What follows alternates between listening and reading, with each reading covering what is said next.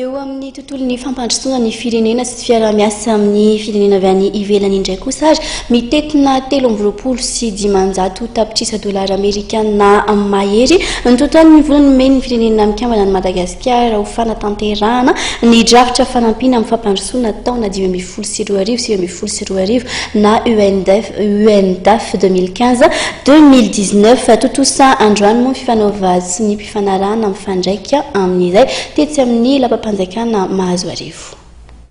Natao sy ny teny amin'ny lapam-panjakana teny Mahazo Arivo teo amin'ny Premier ministre lehiben'ny gouvernement ny Dr Coly Roger sy Ramatoa Fatma Samoura solotena ny firenena mikambana miasa eto Madagasikara ary ireo rantsana maro samihafa ao anivon'ny firenena mikambana ny drafitra fanampina amin'ny fampandrosoana taona 2022 sy 2022 na ny UNDAF izany izay mitetina 320 faingo 4 tapitrisa dolara amerikana ny totaliny.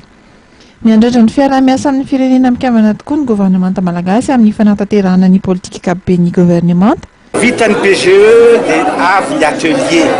dia fanatao koa iny miara-resaka zany miaraka amin'ireo partenaire technique financier isan-karazany hoe ohatrany karazana